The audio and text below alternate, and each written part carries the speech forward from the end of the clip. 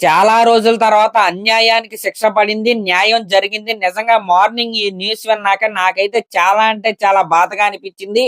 కానీ కోర్టు ఈ కేసులో ఇచ్చిన తీర్పు ఏదైతే ఉందో అదైతే ప్రతి ఒక్కరికి గుణపాఠం లాగైతే ఉండాలి. ఎప్పటికైనా ఇలాంటి మనుషులైతే మారాలి. అసలు ఇలాంటి వాళ్ళని మనుషులతో పోల్చడం అనేది పెద్ద బూత్ అన్నమాట. మానవ మృగాలు అని అనడం కూడా పెద్ద బూతే అన్నమాట. వీళ్ళదొక జాతి. మనిషికి సంబంధించిన జాతి అయితే కాదు. కానీ మనుషుల్లాగైతే కనపడతారు. ఇంతకు ఏమైందంటే 2022లో కేరళలో ఈ విషాదం అయితే జరిగిందంట. 2022లో శరవణ్ రాజ్ అలాగే గ్రీష్మ అనే ఇద్దరు ప్రేమికులు అయితే ఉన్నారంట. అయితే ప్రేమించిన ప్రియురాలే ప్రియుడిని కసాయిగా మారి ఎలా చంపిందనేది ఈ కేసు అన్నమాట. శరణ్ రాజ్ ని గ్రీష్మ ఎలా చంపిందంటే కూల్ డ్రింక్ లో విషం అయితే కలిపి శరణ్ రాజ్ కి తెలియకుండా తాగిచ్చి గ్రీష్మ అయితే చంపిందంట. దానికి సంబంధించిన కేసే 2022 నుంచి ఇప్పటి వరకు అయితే కోర్టులో అయితే జరుగుతూ అయితే ఉంది. దానికి సంబంధించిన తీర్పు ఈ రోజు మార్నింగ్ అయితే వచ్చింది. ఆ కేరళ కోర్టు ఇచ్చిన తీర్పు ఏంటయ్యా అంటే ఈ ఉన్మాదికి అలాగే ఈ మానవ మృగానికి బ్రతికే హక్కు అయితే లేదని ఉరి శిక్ష అయితే తీర్పుగా అయితే ఇచ్చింది కోర్టు. నిజంగా ఆ న్యూస్ అంతా ఇప్పుడైతే చక్కర్లు కొడుతుంది. ప్రతి ఒక్కరూ కూడా కోర్టునైతే ఇది కదా న్యాయం అంటే, ఇది కదా జస్టిస్ అంటే అని ప్రతి ఒక్కరూ కూడా ఆ తీర్పునైతే గౌరవిస్తున్నారు.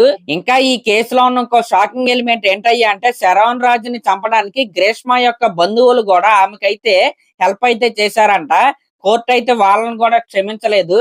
అలా తనకి హెల్ప్ చేసినందుకు వాళ్ళకి 3 సంవత్సరాల జైలు శిక్షణ అయితే కోర్టు అయితే విధించింది. కోర్టు తీర్పిచ్చిన తర్వాత ఆ తీర్పుపై స్పందిస్తూ మన శరణ్ రాజు యొక్క తల్లి గారు ఏం మాట్లాడారంటే, ఆ దేవుడే జడ్జి గారి రూపంలో వచ్చి మా అబ్బాయికి అయితే న్యాయం అయితే చేశాడు. తప్పు చేసిన దానికైతే కరెక్ట్ పనిష్మెంట్ ఇచ్చాడని ఆవిడ ఎంత ఆవేదనతో మాట్లాడిందంటే, ఇప్పుడు ఆ వీడియో అయితే మీకైతే ఈ వీడియో అయిన తర్వాత అయితే చూపిస్తాను. అసలు నిజంగా ప్రేమించిన వాళ్ళని అలా ఎలా చేయాలనిపిస్తుంది అంటే, అది అబ్బాయి కావచ్చు ఎవరైనా సరే ఈ రోజుల్లో ఇప్పుడు ఒకలే ఇద్దరు ముగ్గురిని ప్రేమిస్తాం అనేది కామన్ గా అయితే మారిపోయింది. ఇంక ఇది పక్కన పెడితే ఈ మధ్యన ఇది ఒక ట్రెండ్ లాగా అయితే మారిపోయింది. అమ్మాయి అబ్బాయిని చంపేయటం, అబ్బాయి అమ్మాయిని చంపేయటం.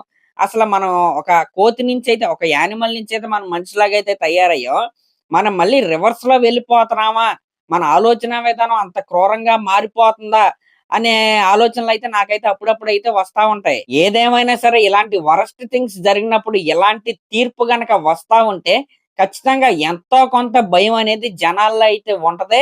ఖచ్చితంగా ఇలాంటి తప్పులు చేసే సంఖ్య కూడా క్రమక్రమంగా అయితే తగ్గుతూ అయితే ఉంటది. మరి దీనిపై మీరేమనుకుంటున్నారో కామెంట్ చేయండి. అలాగే నా ఛానల్ కనుక మీరు ఫస్ట్ టైం చూస్తున్నట్లయితే సబ్స్క్రైబ్ చేసుకోండి. Thank you.